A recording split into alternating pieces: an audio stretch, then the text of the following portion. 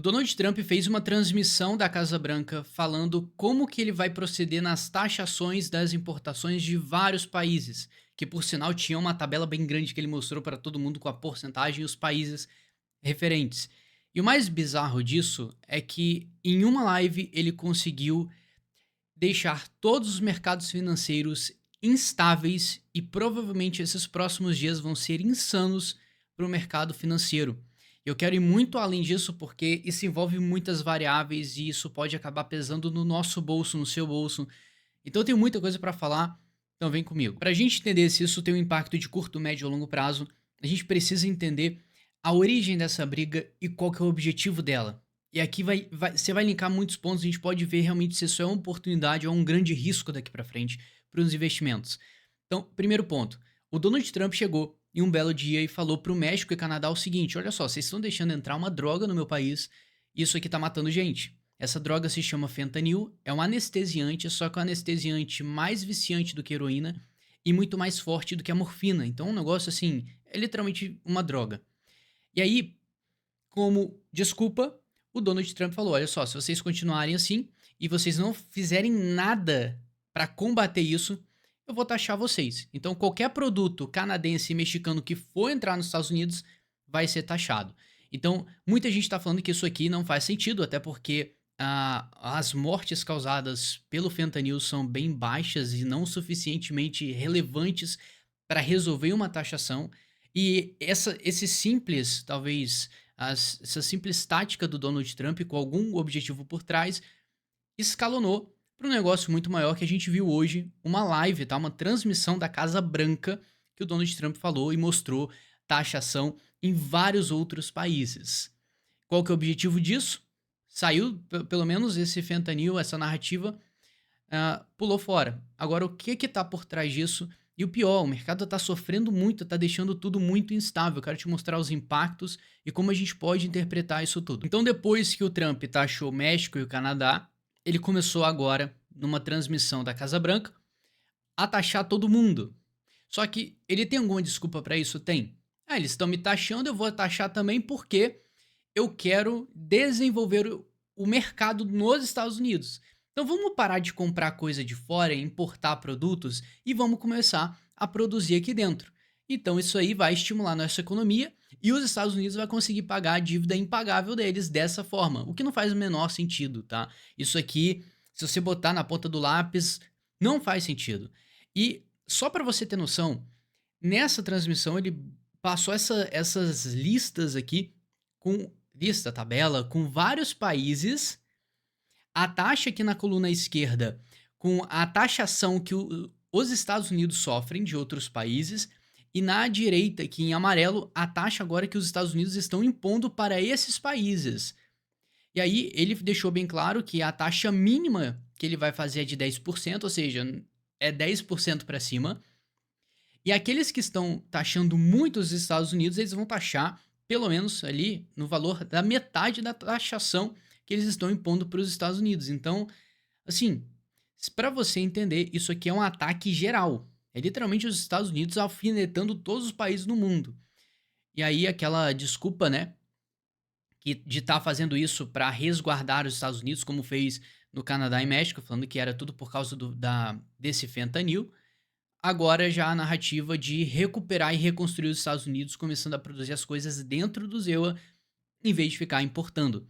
Só que isso aqui, a gente vai mexer com uma coisa muito sensível, que é a engrenagem mercantil do mundo. Então o mundo gira há muito tempo em um ritmo. Ele está pegando a engrenagem de importação e exportação e dando uma parada em tudo. E o pior, quem vai sofrer isso vão ser as pessoas que querem comprar e vender, comprar, importar as coisas, vai ficar tudo mais caro. Quem vai sofrer é o consumidor médio. Então o custo vai aumentar, querendo ou não, a inflação aumenta também. Então as pessoas vão ter que pagar mais por produtos importados. Para quê? Para produzir nos Estados Unidos? Então ele até mencionou que a Apple, se eu não me engano, outras empresas vão intensificar os investimentos dentro dos Estados Unidos para produzir tudo lá. Mas, pô, Apple, se eu não me engano, os Estados Unidos reina em venda de Apple. Então, assim, isso aqui não ajuda em nada, na minha opinião. Tem o simples objetivo de causar um pânico geral no mercado E como isso aqui mexe com a engrenagem não só dos Estados Unidos, e sim como vários outros países, tá? Porque pensa que no mundo todo você tem os Estados Unidos e China como principal. E os Estados Unidos alfinetaram nessa transmissão a China aqui, impondo uma tarifa aqui de 34% em alguns setores. Então, assim, vai. Ele tá comprando briga com todo mundo. E aí, o que, que a gente tem que olhar em questão de mercado?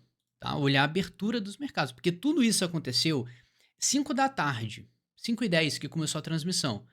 Um pouco depois, as bolsas fecham. Então, pô, deu pânico, tudo caiu. Então, você vai ver a Nasdaq aqui caindo 4%. 4%. No pré-mercado. Calma que eu vou te explicar, tá? E, e o que acontece? Como ele falou 5 da tarde e 6, 7 a bolsa fecha, tem esse timezinho, esse intervalo para o mercado digerir essa informação, com queda ou com alta. Acabou caindo. O mercado fecha e as pessoas ficam tensas para saber o que, que vai acontecer amanhã. Então agora os olhares estão em tudo que você imagina, tá? Nas bolsas da Ásia, nas bolsas americanas, até na Europa vai estar uma loucura. Então você imagina todas as bolsas preocupadas agora com toda a engrenagem de importação e exportação no mundo de vários países importantes, que movimentam muita grana. Então você entende que isso aqui mexe com uma coisa muito sensível? Agora, qual que vai ser o desfecho disso? Nós não sabemos. Às vezes vai chegar tudo em um consenso depois, porque na minha opinião isso aqui não é sustentável, tá? Em algum momento isso vai chegar em um acordo. Pode ser que o Trump esteja forçando para resultar em alguma coisa. Enfim, tudo tá em xeque. Mas o que a gente tem que prestar atenção é como o mercado está digerindo isso e como que o mercado vai ser afetado diretamente. Porque se você consegue ver uma estrutura de mercado que tem perigo, aí é um perigo para o seu bolso. Eu vou te dar um exemplo. Se você for pegar o S&P 500, tá? Pegar as 500 maiores empresas que nós temos, juntar no índice, é esse aqui, o S&P 500. Nota que ultimamente a gente vem subindo desde 2022. Então, recentemente a gente começou a ter uma queda, precisamente em janeiro de 2025, por causa de quê? Por causa dessa briga tarifária que se intensificou ali. Aí o Trump falou que dia 2 de abril, a data que eu tô gravando esse vídeo, ele falou que ia fazer uma declaração para sacramentar essa história das tarifas. Só que ele chegou com, pô, não só com uma carta na manga, com várias, até um cartaz gigante com um monte de país. E aí agora, sim, o mercado vai ter clareza do que isso significa e não digeriu bem. Só que a gente tem que entender que o mercado já veio precificando uma queda e o fato acontecendo, o mercado deu uma sofrida. O S&P 500, por incrível que pareça, não sofreu tanto. Se eu for olhar no dia que o S&P 500 conseguiu fechar subindo, então as 500 maiores empresas ali do mercado não sofreram, mas as empresas de tecnologia sofreram bastante e a Nasdaq, que aqui é a bolsa que representa todas as empresas tecnológicas, sofreu bastante. Então caiu, na verdade, ele fechou o dia, para você ter uma noção, tá, de porcentagem, papo de 0,61 negativo. A Nasdaq negativa, a S&P positivo. E nada muito relevante, tá? Uma porcentagem super normal que eu não encaro como alarmante. Agora, a bolsa fechou e no pré-mercado, olha o que está acontecendo com a Nasdaq, caindo aqui 4,5%. 4,5%, isso seria suficiente para você entender em métricas para o mercado de cripto cair 20, 30, 40% tranquilo. Tá? A gente já viu isso acontecendo algumas vezes. E se eu for olhar o S&P 500 também, se eu não me engano é exclamação, que eu vou para o futures dele, e ele está caindo 3,62%. Então, o mercado fechou, parece que todo mundo tá vendo realmente pânico nisso aqui, e tá tendo uma queda estilo cripto nas bolsas, o que não é normal. É você imagina o que, que aconteceria com o mercado de risco. E aí a gente tá vendo aqui o Bitcoin caindo bastante também. Se você for compilar no dia, o Bitcoin chegou a bater 88 mil dólares e agora tá batendo 82. Então olha só essa vela aqui vendedora do Bitcoin caindo papo de no dia todo, da sua máxima até a sua mínima, 6, 7%. E aqui eu trago a informação que eu olhando pro Bitcoin, eu olhando isso aqui durante 6 anos, todo dia, horas e horas olhando o gráfico e sabendo o comportamento normal do mercado, quanto que ele evoluiu, Eu olho para essa queda, eu acho muito barato. Eu acredito que o mercado tenha sofrido muito pouco pela proposta dos outros do que está acontecendo nas bolsas. Para você ter uma ideia aqui, a gente está vendo o Bitcoin caindo menos que as bolsas no dia. Então, pode ser que a atenção fique para o próximo dia, talvez, mas aí está o elemento surpresa. A gente tem que entender a estrutura dos mercados e o que isso significa também economicamente. O maior medo de todo mundo estar investindo é ter uma recessão. Só que é o seguinte, quando a gente fala de economia, a economia é meio que um paradoxo, porque quando a situação está muito feia, geralmente ela tende a ficar melhor depois, tá? Isso porque quando o mercado ele precifica um tipo de caos, queda, e a situação realmente chega a um ponto de falar que é uma recessão, o intuitivo é o governo, seja qual país, se for dos Estados Unidos, agir contra isso para salvar a economia. Então, pensa comigo, tá ficando feio, ferrou, vamos entrar numa recessão. O que, que o governo faz, geralmente, para salvar e evitar que isso aconteça? Eles estimulam o mercado para reverter essa tendência e falar: não, não, não, não, a gente pode ter uma recessão agora não. E basicamente, os dados econômicos dos Estados Unidos, e assim como de vários outros países, estão muito sensíveis.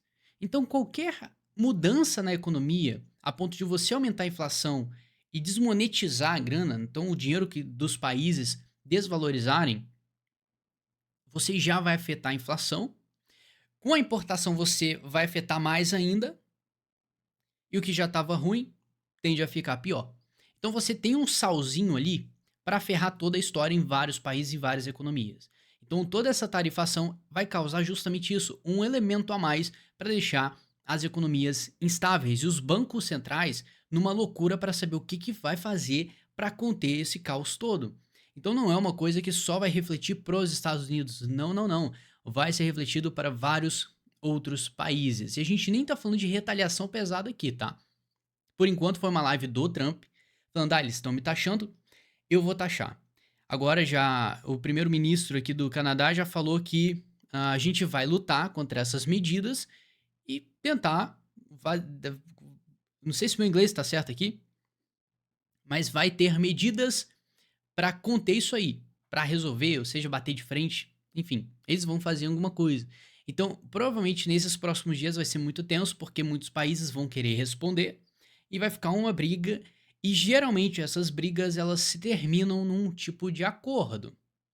Pode ser esse o objetivo? Porque pensa comigo, se o Trump deixa as tarifas tudo certinho, não arruma briga, fica tudo bem pra gente que está investindo. Os mercados ficam tranquilos, a estrutura dos mercados estão boas.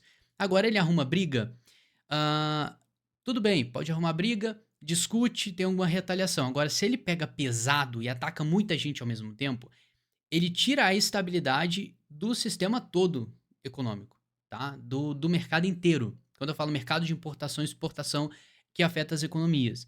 Então, dessa forma, ele vai forçar algum tipo de negociação, porque senão todo mundo vai perder.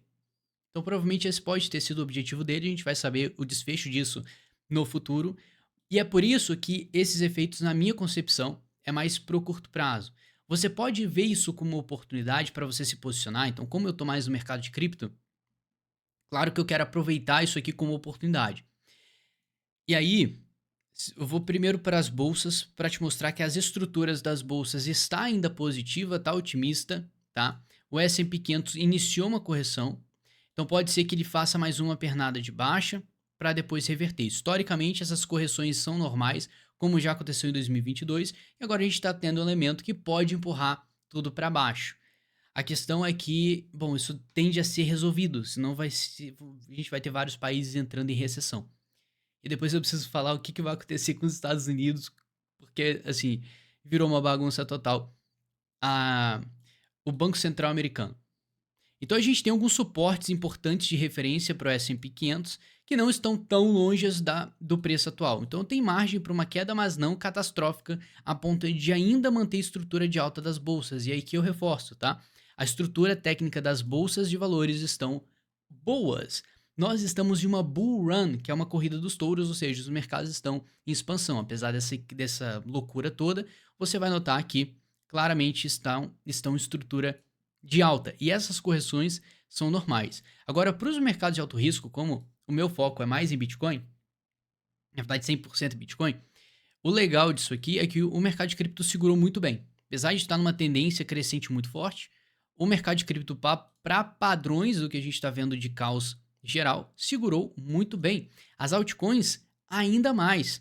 Então isso aqui me surpreendeu, eu estou achando isso muito positivo, claro, na medida do possível.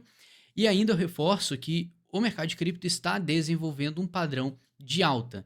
Dentro desse cenário, eu quero mostrar para vocês duas possibilidades. Uma possibilidade da gente fazer uma alta e ter uma alta de respeito, e eu quero deixar bem claro que o padrão que o Bitcoin está formando aqui, tecnicamente falando, é um padrão que tende a entregar alta, independente quando pode ficar seguindo os próximos meses caindo, mas no final esse padrão tende a entregar uma alta, beleza? Ok.